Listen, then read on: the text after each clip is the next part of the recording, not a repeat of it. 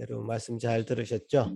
오늘 우리 어린이 예배에서도 어린이 설교에서도 잘 설명했듯이 그 유월절과 그 의미에 대해서 나누어 보도록 하겠습니다.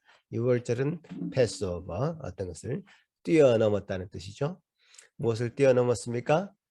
이스라엘 백성들은 애굽을 탈출하려고 했고 그 과정에서 하나님은 애굽 땅에 10가지 재앙을 내렸죠.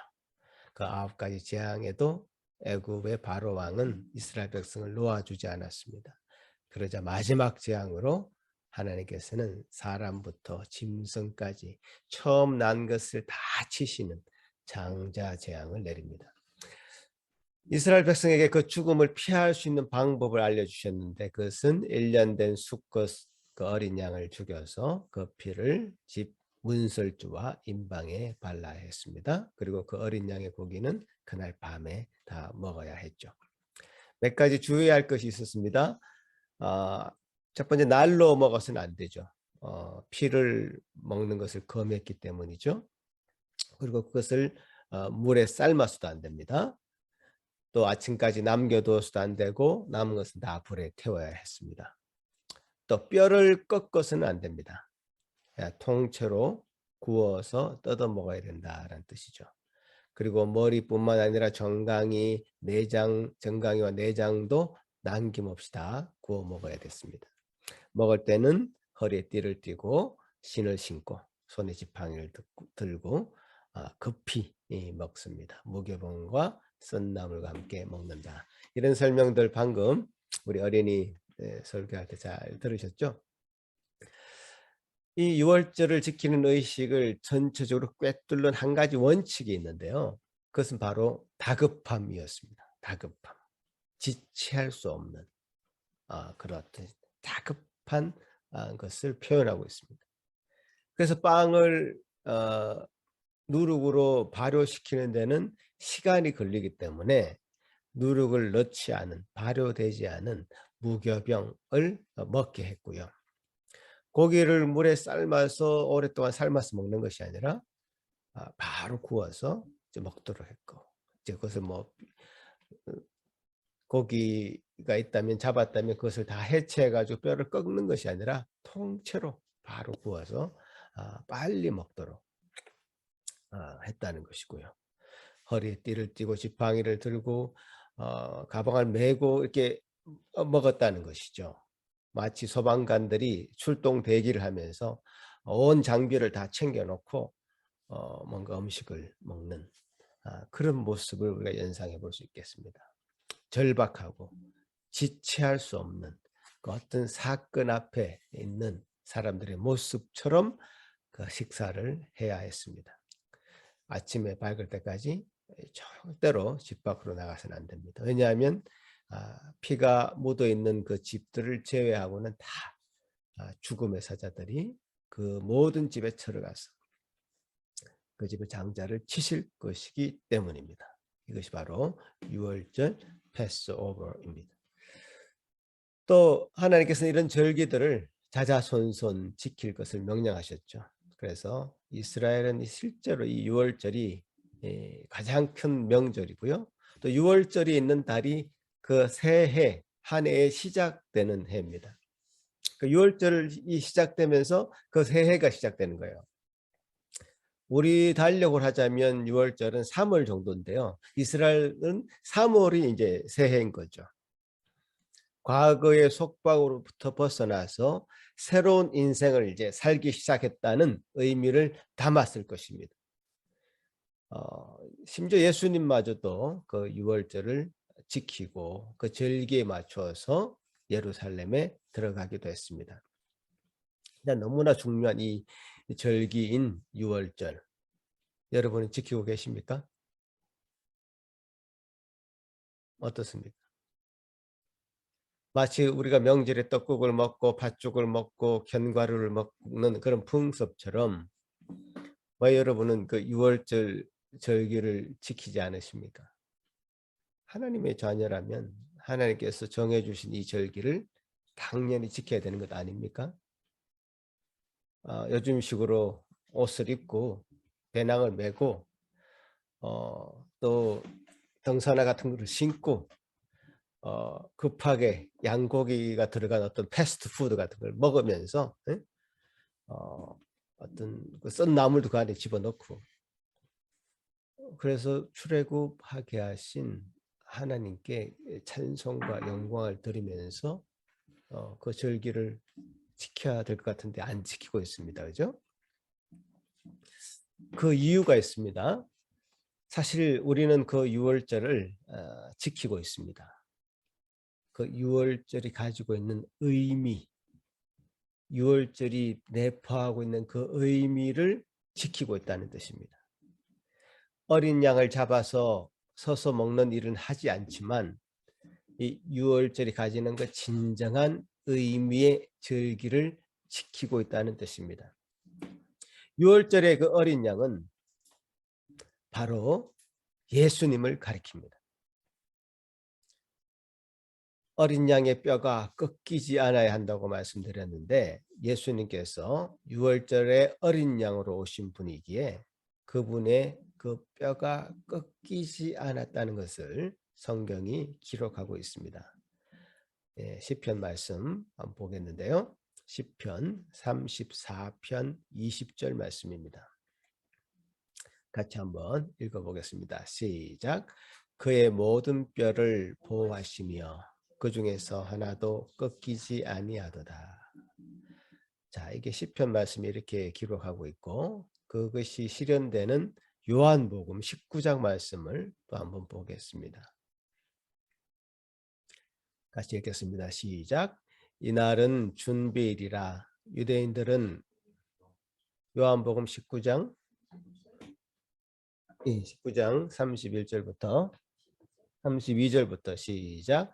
군인들이 가서 예수와 함께 못 박힌 첫째 사람과 또 다른 사람의 다리를 꺾고 예수께 이르러서는 그음이 죽으신 것을 보고 다리를 꺾지 아니하고 그중 한 군인이 창으로 옆구리를 찌르니 곧 피와 물이 나오더라. 이를 본 자가 증언하였으니 그 증언이 참이라. 그가 자기의 말하는 것이 참인 줄 알고 너희로 믿게 하려 함이니라. 이 일이 일어난 것은 그 뼈가 하나도 꺾이지 아니하리라 한 성경을 응하게 하려 함이라. 예수님이 십자가에 못 박히셨을 때에 두 강도가 예수님 좌우편에 있었습니다. 그 좌우편에 있는 강도들 빨리 죽지 않으니까 다리에 뼈를 꺾어버렸습니다. 빨리 죽게 하려고. 유월절이 다가왔기 때문에 안식일이 다가왔기 때문에 빨리 죽게 하려고 다리를 꺾었는데 예수님은 이미 죽었기 때문에 다리를 꺾지 않으셨어요. 자, 이 일이 일어난 것은 그 뼈가 하나도 꺾이지 아니하리라 한 성경을 이루려고 한 일이다라고 성경은 기록하고 있습니다. 그러니까 예수님은 어린 양의 피로서 그 유월절 어린 양의 피로서 이 땅에 우리에게 오신 어린 양이셨다라는 것을 성경이 이렇게 기록하고 있는 것이고요. 실제로 예수님께서 최후의 만찬을 하실 때 유월절 저녁 식사 때 그 일을 행하셨습니다. 이 일이 결코 우연이 아니죠. 그 유월절의 기원이 되었던 그날 밤 우리가 방금 성경 출애굽기 12장에서 읽었잖아요. 유월절 기원이 되었던 그날 밤의 죽음을 지나치게 했던 패스오버하게 했던 문설주에 발랐던 그 어린 양의 피는 예수님의 그 최후의 만찬에서 식탁에서 예수님의 그 포도주를 제자들에게 나누시면서 이것은 나의 피다라고 말씀하신 것, 그것을 통해서 밝히셨습니다. 예수는 하나님의 깊은 만남을 통해서 자신의 삶의 의미를 잘 알고 계셨습니다. 세상의 백성들은 죽음과 심판을 기다리고 있는 백성들이었습니다. 그 백성들에게 생명과 의를 가져다 줄 수 있는 것은 자신의 피라는 것을 알고 계셨습니다. 그래서 그 성만찬의 식탁에서 자신의 삶과 죽음을 유월절의 어린 양의 피와 연관시키십니다. 우리는 그 식탁에서 그의 그 예수 그리스도의 전 삶이 하나님의 구원을 선포하고 예수 그리스도께서 우리에게 주시는 새로운 생명의 그 삶을 얘기하는 것임을 알게 되었고요. 예수 그리스도가 스스로 자신이 희생하시는 유월절의 어린 양임을 보게 하셨습니다. 예수님은 마태복음 26장 28절에 이렇게 말씀하십니다. 같이 읽겠습니다. 시작. 이것은 죄 사함을 얻게 하려고 많은 사람을 위하여 흘리는 바 나의 피 곧 언약의 피니라. 예수님의 그 피, 예수님의 그 피는 많은 사람을 위하여 흘리는 바 언약의 피라고 말씀하십니다. 요한복음 6장 다시 한번 들어가 볼까요? 요한복음 6장 또 같이 읽겠습니다. 시작. 예수께서 이르시되 내가 진실로 진실로 너희에게 이르노니 인자의 살을 먹지 아니하고 인자의 피를 마시지 아니하면 너희 속에 생명이 없느니라. 내 살을 먹고 내 피를 마시는 자는 영생을 가졌고 마지막 날에 내가 그를 다시 살리리니 내 살은 참된 양식이요 내 피는 참된 음료로다. 자, 예수 그리스도의 그 피, 그 피가 가지고 있는 의미가 무엇인지, 우리가 유월절에 있었던 집 좌우 문설주와 임방에 발랐던 그 어린 양의 피가 그 애굽 사람들과 이스라엘 사람들에게 어떤 의미였는지 이것을 생각해 보면 예수 그리스도의 그 피가 어떤 것을 의미하고 있는지를 우리가 너무 명확하게 알 수 있는 겁니다. 예수 그리스도의 그 구원, 우리에게 베푸신 그 구원, 그것은 예수 그리스도의 피 없이는 그 구원이 우리에게 임할 수 없는 것입니다. 유월절 저녁 식탁에서 예수님께서는 자기 앞에 차려진 포도주를 자신의 피로 직접 비유하신 것은 유월절 전날 밤에 생명과 죽음을 가름했던 그 피처럼 자신의 죽음이 새로운 생명을 위한 것임을 보여주신 것입니다.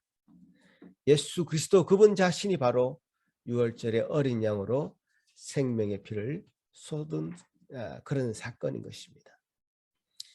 고린도 전서에는 아주 직접적으로 이렇게 표현하고 있습니다. 고린도전서 5장 7절에 보면 같이 읽어보겠습니다. 시작.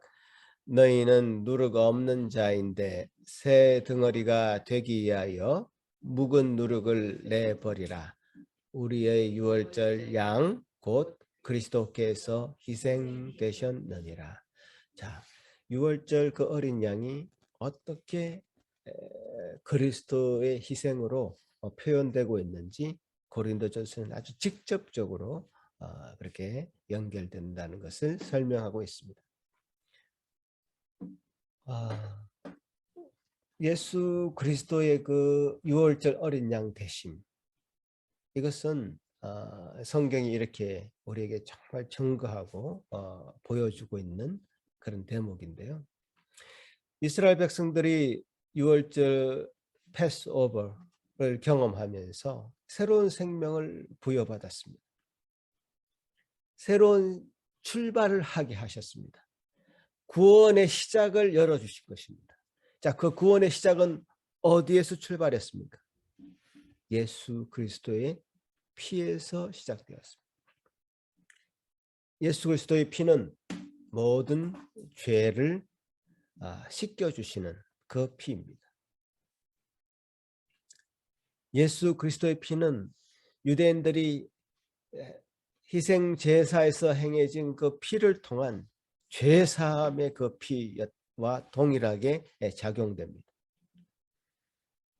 피가 없이는 사함이 없다고 하는 그 말씀 속에 예수 그리스도의 피는 죄를 사하는 필수적인 것이 되었습니다. 히브리서 9장 12절에 또 이렇게 말씀하십니다. 같이 한번 읽어볼까요? 시작. 단 한 번의 지성소에 들어가셨습니다. 그는 염소나 송아지의 피로서가 아니라 자기의 피로서 우리에게 영원한 구원을 이루셨습니다.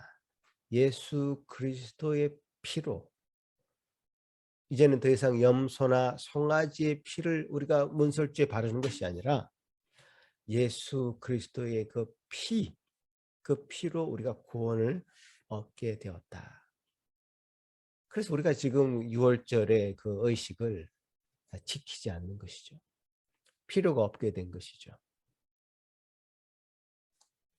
양을 잡아 먹거나 그걸 구워 먹거나 썬 나무를 먹거나 무교병을 먹거나 이런 모든 의식들이 우리에겐 더 이상 지키지 않아도 되는 그런 어떤 법으로 존재하고 있고, 그 모든 유월절의 그 의식은 예수 그리스도께서 우리에게 행하신 그 예수 그리스도의 그 피에 다 녹아져 있는 것입니다.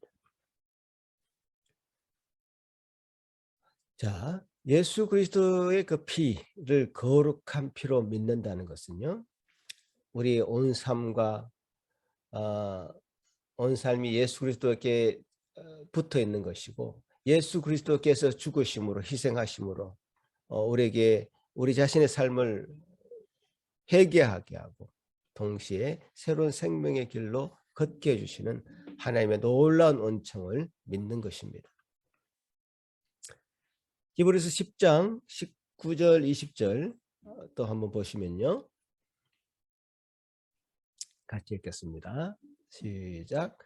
그러므로 형제들아, 우리가 예수의 피를 힘입어 성소에 들어갈 담력을 얻었나니 그 길은 우리를 위하여 휘장 가운데로 열어놓으신 새롭고 산 길이요 휘장은 곧 저의 육체니라. 자, 예수 그리스도의 피를 힘입어서 우리는 주님 앞에 담대히 나아갈 수 있는, 이렇게 하나님 앞에 나아갈 수 있는 그런 담력을 얻게 되었습니다. 예수 그리스도께서는 그 휘장을 다 열어놓으셔서 당신의 몸으로 찢기셔서 휘장을 열어놓게 되셨고, 그 길로 새로운 산길 혹은 살 길을 열어주신 것입니다. 여러분, 이 히브리서 10장 20절 새롭고 산 길, 이 바로 우리 교회 이름인 걸 기억하시기 바랍니다. 우리 교회는 바로 히브리서 10장 20절에 근거해서 우리 교회가 세워졌습니다. 예수 그리스도께서 우리한테 산 길이 되신다. 휘장 가운데 열어놓으신 산 길이 되신다라고 하는 의미가 우리 교회의 이름에 담겨져 있습니다. 여러분, 이 히브리서 10장 20절 기억하시기 바랍니다. 예수 그리스도의 피의 희생의 대가로 우리는 구원을 얻게 되었고, 우리는 그래서 한 교회로 한 예수 그리스도의 피를 믿는 공동체로 이렇게 세워지게 된 것입니다. 6월절 저녁 식사, 그날 밤 그 다급하고 지체할 수 없었던 그 저녁 식사와 예수 그리스도께서 당신의 피를 의미하는 포도주를 제자들에게 나눠주시면서 행했던 이 성만찬은 그래서 동일한 선상의 의식이라 보게 됩니다. 그래서 우리가 지금 6월절 제사를 드리는 것이 아니라, 의식을 치르는 것이 아니라 성만찬, 예수 그리스도의 살과 예수 그리스도의 그 피를 먹고 마시는 의식인 성찬식을 거행하게 되는 것입니다. 이 예수께서 우리에게 기억해서 지키라고 하신 이 성만찬이 바로 6월절의 의식을 연계한, 이어받은 의식인 것입니다. 그래서 우리는 지금 성찬식을 행하고 있습니다. 그래서 여러분, 성찬식의 의미가 이런 깊은 의미가 있다는 것을 기억하시고, 우리가 성찬을 행할 때 이 6월절의 어린 양, 6월절에 패스오버 했던 예수 그리스도께서 우리를 행하신 일과 연관시켜서 그 일을 생각하시면 좋겠습니다. 새로운 언약을 세우셔서 새 언약을 세우셔서 유월절의 의미를 새롭게 만드셨습니다. 유월절에 하나님의 구원을 기억하며 감사하는 그 행위가 또 성찬식을 통해서 다시금 재확인되면서 예수 그리스도를 통해서 새로운 유월절을 시작하게 하신 것입니다. 유월절에 예수 그리스도에게 마지막 만찬은 우리에게 첫 성찬식이 되었고요. 유월절의 그 마지막 만찬은 우리에게 새로운 의미의 첫 유월절 만찬이 되었습니다. 첫 성찬식은 그 유월절의 의미를 깊이 간직하면서 동시에 우리가 예수 그리스도를 통해 어떤 죽음도 위협하지 못하는 새로운 삶의 시작을 열어가는 일임을 우리가 명심해야 되겠습니다. 성찬을 나눌 때마다 우리는 그날 밤 어두운 밤에 이스라엘 백성들이 문에 어린 양의 피를 바르고 그 어린 양을 잡아 먹었던 일을 기억해야 되겠습니다. 그리스도께서 직접 어린 양이 되어 주심으로써 우리는 그 피로 말미암아 새로운 생명을 부여받은 자임을 기억해야 되겠습니다. 그런 새로운 삶으로 이스라엘 백성에게 기회를 주어서 출발하게 하셨듯이 우리에게도 마찬가지로 심판과 저주와 재앙이 사실 우리 눈앞에 있었는데 그것을 예수 그리스도의 피로 말미암아 의로움과 거룩함과 생명으로 바뀐 인생을 살도록 해주신 것입니다. 예수 그리스도의 피로 말미암은 이 죄사함, 그로 인한 새로운 생명, 새로운 삶이라는 주제가 이 출애굽한 이 백성들, 이스라엘 백성들의 전체에 펼쳐지고 있습니다. 이때 우리가 굉장히 중요하게 생각해야 될 부분들이 있습니다. 새로운 출발은 매우 영적인 측면에서 이게 볼 수 있어야 됩니다. 보십시오. 애굽을 탈출한 그 이스라엘 백성들이 이제 새로운 생명을 얻어서 정말 패스오버해서 어린 양의 피로 말미암아서 그들은 다 그 죽음에서 심판에서 저주에서 생명을 부여받은 새로운 공동체로 새로운 시작을 하게 되었습니다. 그러나 그 앞에 펼쳐진 이스라엘 백성들이 맞이해야 되는 현실은 광야였습니다. 끝도 없는 광야의 생활이었습니다. 심지어 어떤 사람들은 오히려 애굽에 있을 때가 더 낫겠다고 하는 그 불만이 터져 나옵니다. 그런 이들은 약속의 가나안 땅에 사실 들어갈 수 없었습니다. 출애굽한 이후에 이스라엘 백성들의 삶은 더 나아진 것이 없었습니다. 애굽에 있을 때와 그 애굽에서 건짐을 받았을 때의 차이는 별로 없었던 거예요. 오히려 더 나빠졌습니다. 그러니까 출애굽 어린 양의 피로 말미암아 우리가 유월절 패스오버 했던 그 의미가 우리가 더 나은 삶, 더 편안한 삶으로의 초대가 아니었다는 것이죠. 그러니까 애굽과 출애굽의 그 중간에 있던 것은 죄의 문제였습니다. 굉장히 영적인 문제였단 말이에요. 그 죄가 애굽과 출애굽의 사이에 끼어 있었고 그 죄의 문제는 예수 그리스도의 그 피, 어린 양의 피가 아니고서는 해결할 수 없는 그런 문제였기 때문에 예수 그리스도의 피가 그 사이에 끼어 있었고 그래서 그 패스오버해서 출애굽하게 됐던 그 삶에 있어서의 놀라운 변화는 영적인 변화이지 어떤 우리의 육적인 변화는 아니었습니다. 우리 삶의 환경의 변화가 아니었단 말이에요. 구원받은 백성은 그 죄가 사하여졌음을 믿습니다. 그래서 새로운 생명을 부여받습니다. 생명이 있는 자들에게는 오히려 그 삶이 전보다 더 어려워졌다 할지라도 고생스럽고 고난의 연속이라 할지라도 그 인생은 하나님 앞에 가치 있는 인생이요, 생명이 있는 인생이어서 오히려 더 감사하게 여기게 될 것이라는 뜻이죠.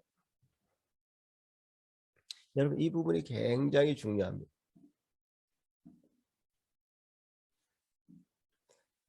이걸 오해하면요, 그리스도인이 된다는 것, 패스오버해서 새로운 생명을 부여받은 삶이라는 것, 그것이 과연 무엇일까라는 것에 대해서 평생 오해하게 됩니다. 이 부분을 여러분 짚지 않으면 안 되는데요. 여러분 인생에 무엇이 복받은 것입니까? 제가 물어보겠습니다. 야, 너 복받았어 라고 표현할 때 어떤 의미로 이것을 말하고 있습니까? 복받은 인생 과연 어떤 인생입니까? 사실 원철이가 이번 주에 학교 숙제를 내야 된다고 해서 제게 물어봤습니다. 과연 복받은 것이 뭐냐? 기록하도록 해놨더라고요. 팔복을 쭉 읽으면서 그 과연 복받은 자는 어떤 사람인가? 저도 여러분한테 한번 물어보고 싶어요. 마태복음 5장에 이 팔복이 나오죠. 마태복음 5장 한번 같이 읽어볼까요?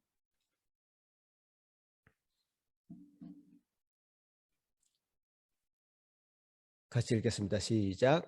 심령이 가난한 자는 복이 있나니 천국이 그들의 것이며, 애통하는 자는 복이 있나니 그들이 위로를 받을 것이며, 온유한 자는 복이 있나니 그들이 땅을 기업으로 받을 것이며, 의에 줄이고 목마른 자는 복이 있나니 그들이 배부를 것이며, 긍휼히 여긴 자는 복이 있나니 그들이 긍휼히 여김을 받을 것이며, 마음이 청결한 자는 복이 있나니 그들이 하나님을 볼 것이며, 화평하게 하는 자는 복이 있나니 그들이 하나님의 아들이라 일컬음을 받을 것이며, 의를 위하여 박해를 받은 자는 복이 있나니 천국이 그들의 것임이라. 자, 여기서 복이 있다는 것은 무엇을 의미합니까? 그리고 그 복받은 증거가 무엇입니까? 여러분 대답을 한번 해보십시오. 뭐라고 여러분 대답하면 좋겠습니까? 복받았다는 것을 어떤 의미로 많이 사용합니까? 부자가 된다, 뭐 건강의 복을 받았다, 어떤 행운을 누렸다, 뭐 이런 의미로 사용하십니까? 과연 무엇입니까? 제가 은철이한테 내가 답을 주지 않고 네가 생각하는 걸 얘기하라고 했습니다. 은철이 뭐라고 대답한지 아십니까? 복받은 것은 구원을 받았다라는 것을 의미하는 것 같습니다 라고 대답했습니다. 정말 깜짝 놀랐습니다. 구원받았다는 것, 이것은 우리 인생의 최우선의 가치고 최우선의 목표여야 됩니다. 여러분 6월절 어린 양을 6월절에서 이거 의식을 치를 때요, 제가 한 가지 꿰뚫는 원칙이 있다고 했잖아요. 다급함, 지체할 수 없음. 이것은요, 우리 삶의 가장 우선순위를 얘기하는 겁니다. 그것보다 더 중요한 것은 없다. 구원의 어떤 시급함을 얘기하는 겁니다. 우리 성경이 여러 가지 얘기를 하는 것 같지만요, 역사도 얘기하고 뭐 여러 가지 많은 얘기를 하는 것 같지만 단 한 가지를 얘기하고 있습니다. 여러분, 구원을 얘기하는 겁니다. 구원을 얘기하는 책입니다. 성경이 과학책도 아니고요, 역사책도 아닙니다. 어떤 사람은 과학책처럼 성경을 생각하는 사람이 있고, 어떤 사람은 역사책처럼 생각하는 사람도 있는데요. 왜 근데 역사책인데 이렇게 빠진 게 많고 중복되는 게 많고 서로 역사가 맞지 않아, 이렇게 컴플레인 하는 사람이 있는데요. 과학적으로도 믿을 수 없다 이렇게 얘기하는데요. 왜냐하면 그 사람이 가지고 있는 시각으로 성경을 보기 때문에 그런데요. 성경은 전혀 그런 책이 아닙니다. 구원에 관한 책입니다. 어떤 장을 펼쳐보더라도 그것은 우리의 구원에 관계된 문제를 성경은 얘기하고 있습니다. 그래서 매주일 제가 설교하는 것이 정말 다르지 않습니다. 다른 챕터를 펼쳐놓고 봐도 구원에 관한 문제 외에 얘기할 것이 별로 없습니다, 여러분. 제가 깜짝 놀랐어요. 복 받은 것, 우리 인생에 구원받은 것이 그보다 더 큰 복이 어디 있는가 말이죠. 복 받은 자가 누리는 그 혜택이라는 것이 무엇입니까? 큰 집을 샀다? 뭐 이런 겁니까? 아니잖아요. 구원받은 자가 얻는 그것과 동일하게 얘기하고 있습니다. 구원받은 자는 천국이 그들의 것이 되고요. 애통하는 자는 하늘의 위로를 받고요. 주님께서 주시는 그 놀라운 하늘의 영광을 누리게 되고요. 배가 부를 것이며 긍휼히 여김을 받을 것이며 하나님을 보게 될 것이며 하나님의 아들이라 일컬음을 받는다라고 얘기하십니다.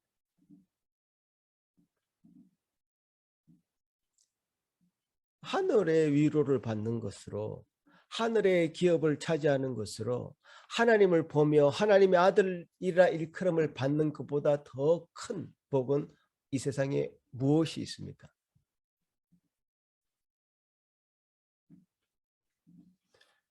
이거에 대한 갈급함을 여러분 해결하셔야 돼요. 이 세상에 지금 뭔가를 성공을 향해서 달려가는 어떤 분들이 있다면 그 성공 잡으면 안개처럼 잡을 수 없는 허상인 것을 기억하시기 바랍니다. 아무 의미가 없어집니다. 구원보다 더 큰 복은 없습니다. 구원은 바로 예수 그리스도로 말미암아, 예수 그리스도로 말미암아, 예수 그리스도의 그 피로 말미암아 우리의 죄를 씻음 받고 또 그 죄의 씻음을 받은 그 놀라운 은혜로 말미암아 우리가 새로운 생명을 얻는 것입니다. 그것이 가장 큰 복이고 여러분에게 그 복이 온전히 임하기를 간절히 바라는 것입니다.